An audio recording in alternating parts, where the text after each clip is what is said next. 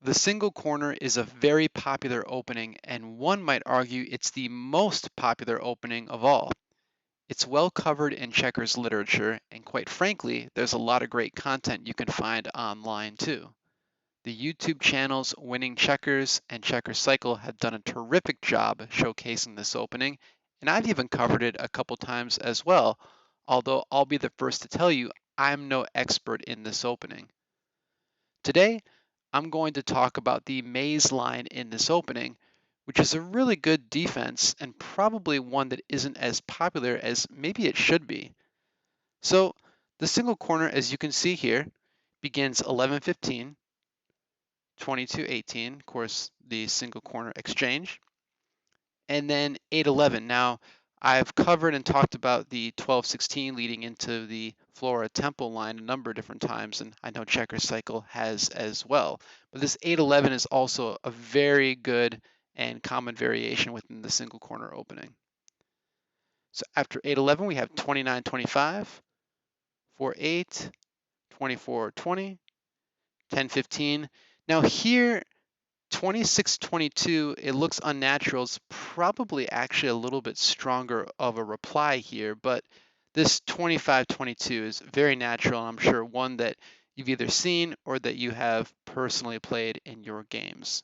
Nothing wrong with it, but it does lead into the possibility of the goose walk trap, which you can see here as either 2724 or 28-24 will lose by the goose walk shot. And if you're unfamiliar with that, I cover it in one of my traps videos.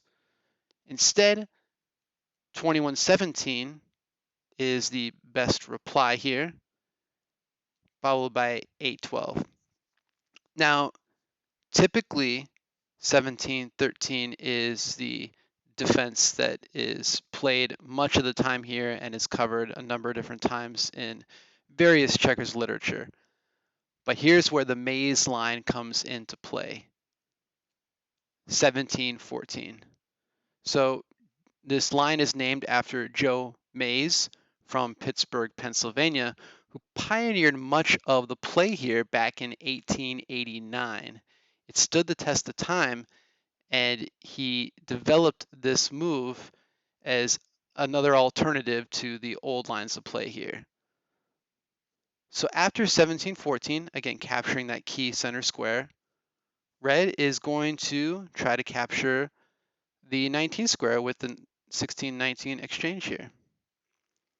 White is going to press that piece 19 by going 27-23.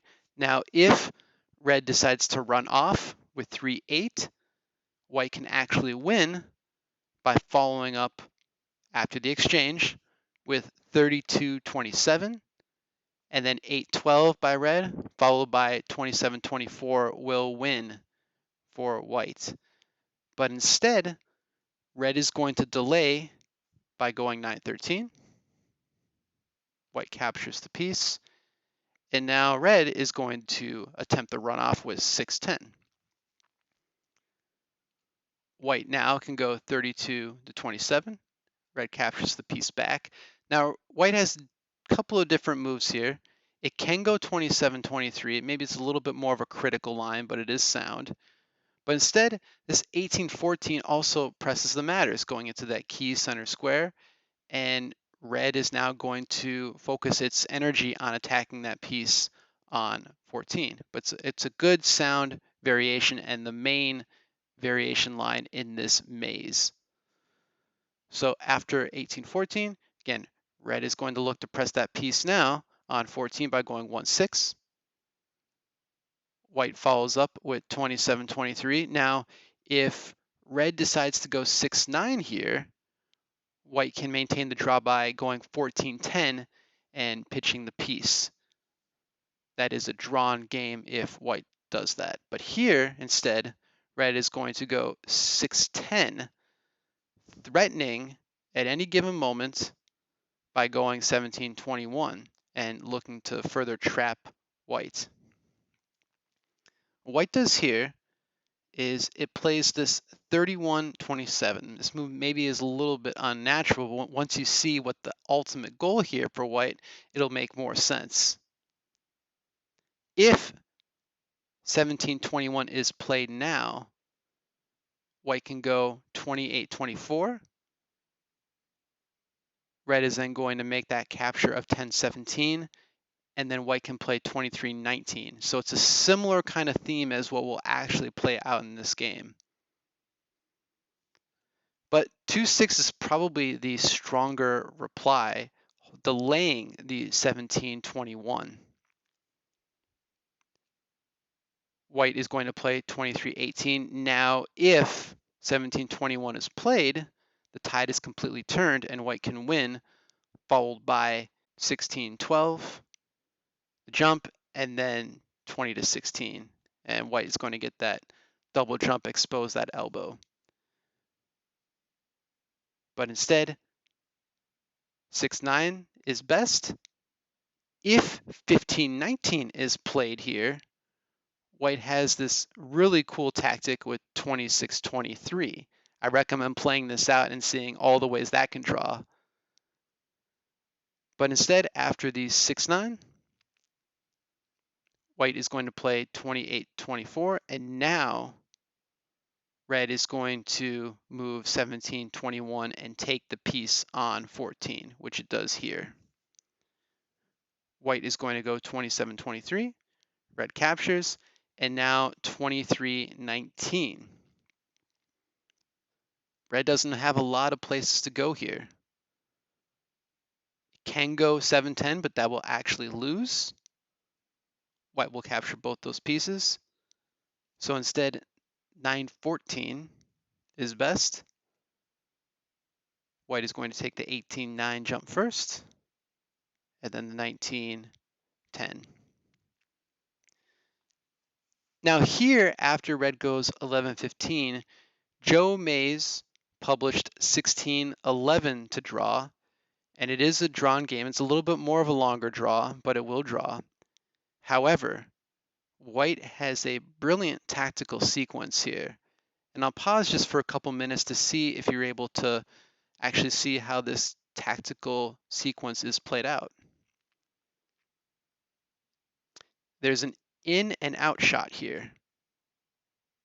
And it starts with 30-25. So pitching and allowing red to get a king and starting a tempo. White is then going to go 10-6. The red king must jump. And now white is going to get behind the piece on 7. And you can see red must jump again, allowing for white to get the triple jump, and we'll be back to even amount of pieces. So after the red jump, we now have the brilliant triple jump here. Now this play was published in Joe Duffy's Single Corner. One way this may continue is red can go 14-18, white king can press, red gets another king, and then it's just a race to get additional kings here. But again, this can be played out a number of different ways, all very good draws. So this maze line has stood the test of time, and maybe some of you have used it in your own games. If you haven't, I recommend giving it a try, or at least playing it out on your own board and explore the other variations within it. Thanks, as always, for watching.